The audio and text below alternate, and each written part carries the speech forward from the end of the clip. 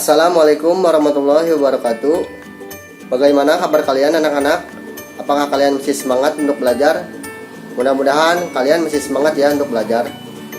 Untuk pertemuan kali ini, Bapak akan membahas materi kelas 10 bab kedua, yaitu mengenai fungsi dan peran Pancasila dalam kehidupan bangsa dan negara.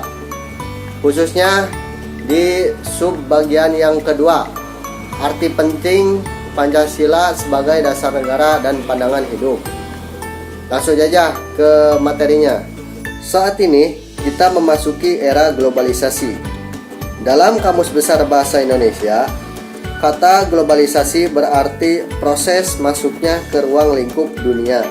Dalam globalisasi, hal yang ingin dilampaui adalah batas sehingga berbagai keuntungan dapat diperoleh. Namun, globalisasi membawa dampak bagi perkembangan masyarakat, baik perkembangan yang bersifat positif maupun negatif. Setiap komponen bangsa berkewajiban menghadapi berbagai gangguan, tantangan, dan ancaman yang antara lain berupa konflik yang berupa di suatu wilayah, lunturnya etika ketika berbicara dan bertingkah laku, korupsi, kolusi, dan nepotisme yang sulit diberantas, terorisme yang mengakibatkan keresahan dan mengancam kehidupan masyarakat, baik fisik maupun non-fisik, serta lunturnya sikap cinta tanah air dan menipisnya solidaritas antar warga negara. Untuk menghadapi hal-hal tersebut, Pancasila adalah jawabannya.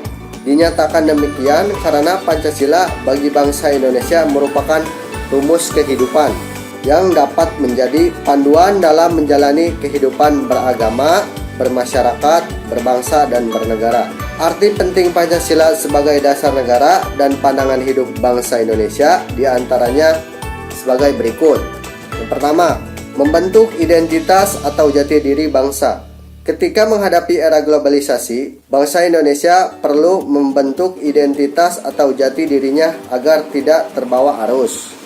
Oleh karena itu, pengenalan dan penerapan berbagai nilai Pancasila dalam kehidupan berbangsa dan bernegara sangat diperlukan sehingga kekhasan Indonesia yang tertuang dalam Pancasila tidak hilang oleh arus globalisasi.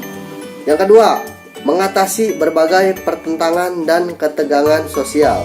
Sebagai ideologi nasional, Pancasila memberikan pedoman agar negara dapat kokoh berdiri di tengah derasnya arus ideologi global. Persatuan dan kesatuan yang timbul dari kesadaran untuk senantiasa berpedoman pada Pancasila membuat negara dan masyarakat mampu menghadapi berbagai persoalan dalam kehidupan bernegara. Yang ketiga, memberikan arah tujuan sekaligus menjadi pendorong dalam upaya pencapaian tujuan bangsa. Pancasila memberi arah dan menjadi pendorong bagi tercapainya tujuan bangsa. Hal tersebut termuat dalam pembukaan Undang-Undang Dasar Negara Republik Indonesia tahun 1945, alinea keempat.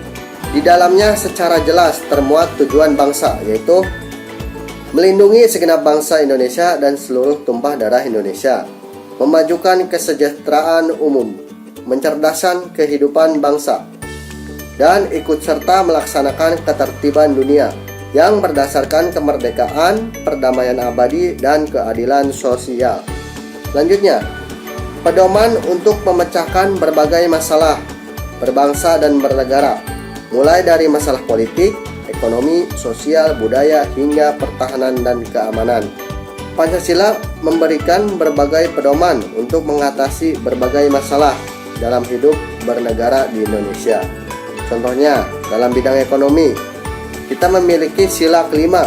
Sila kelima yang berbunyi keadilan sosial bagi seluruh rakyat Indonesia, mengajarkan rakyat Indonesia untuk mengembangkan berbagai sikap yang mencerminkan kekeluargaan dan gotong royong.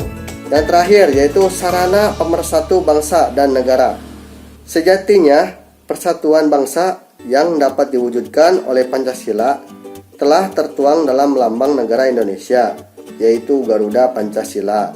Terdapat semboyan dalam lambang negara Indonesia tersebut, yakni Bhinneka Tunggal Ika, yang berarti berbeda-beda tapi tetap satu. Meskipun Indonesia terdiri dari berbagai suku, agama, semuanya mengarah pada persatuan Indonesia. Nah, mungkin cukup sekian pemaparan materi dari Bapak. Apabila kalian masih belum paham atau belum mengerti, kalian bisa hubungi Bapak di kontak akhir video ini. Sebelum ditutup, Bapak mohon maaf apabila dalam pembuatan video terdapat kesalahan. Mohon dimaafkan. Wabillahi taufiq wal hidayah. Wassalamualaikum warahmatullahi wabarakatuh.